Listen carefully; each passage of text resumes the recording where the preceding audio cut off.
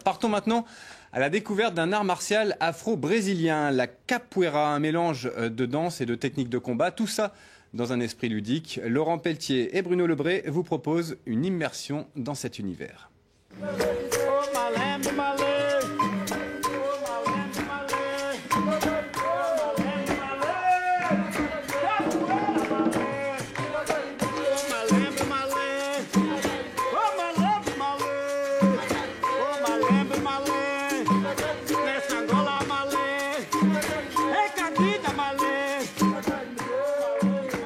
La capoeira, le mot qui symbolise la capoeira, c'est la liberté.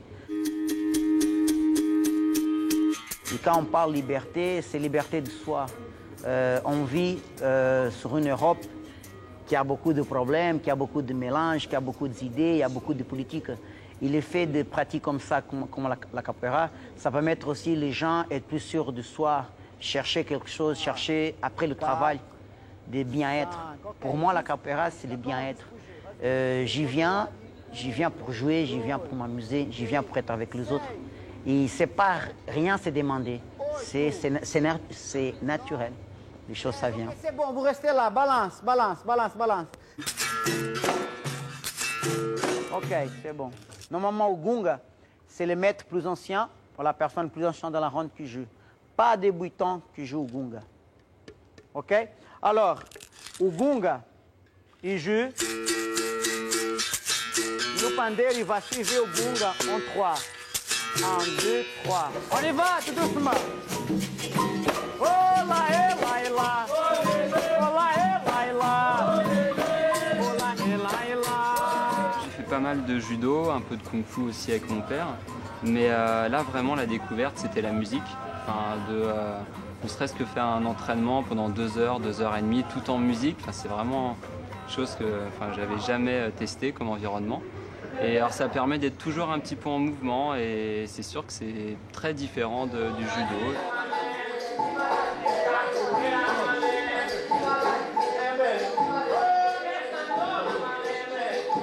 On commence à maîtriser un minimum les mouvements, ça nous plaît, ça nous amuse de faire ça. Donc on ne dit pas qu'on combat, on dit qu'on joue. Et voilà, moi c'est ça que j'aime bien. J'apprends à savoir maîtriser les mouvements parce que c'est pas seulement taper, c'est aussi essayer de frôler l'adversaire et de jouer. Et puis quand j'arrive, des fois je suis stressée, quand je ressors, et je suis tout léger.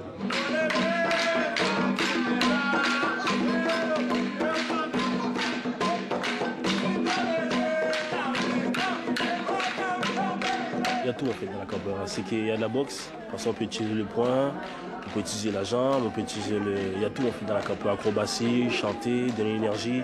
Si jamais tu n'es pas bon dans les acrobaties, tu peux être bon pour faire le coup-pied. Si jamais tu n'es pas bon pour faire le coup-pied, tu peux être bon pour aider les autres à chanter. C'est vice-versa en fait. Il y a des milliers de choses qui sont bonnes à la capoeira.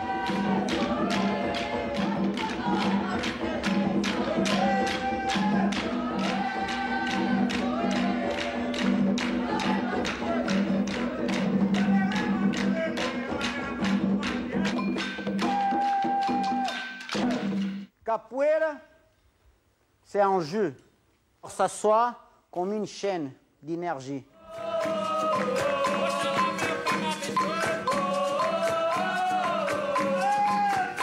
Ça laisse une certaine liberté un peu au cours de la musique et on retrouve du coup différents styles de personnes, de jeux et c'est ce mélange qui est très sympa. De voir les différents styles. Chacun a sa personnalité. Voilà.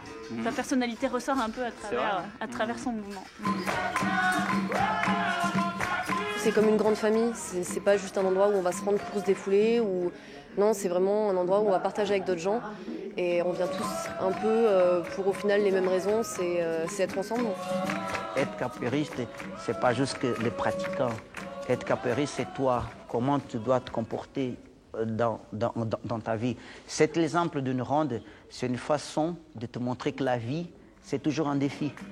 Tu vas entrer dans une ronde, tu dois t'habituer au jeu. Tu dois habituer la personne, tu dois habituer cette question et réponse. Alors c'est pour ça que la capoeira, elle est là, pour ça.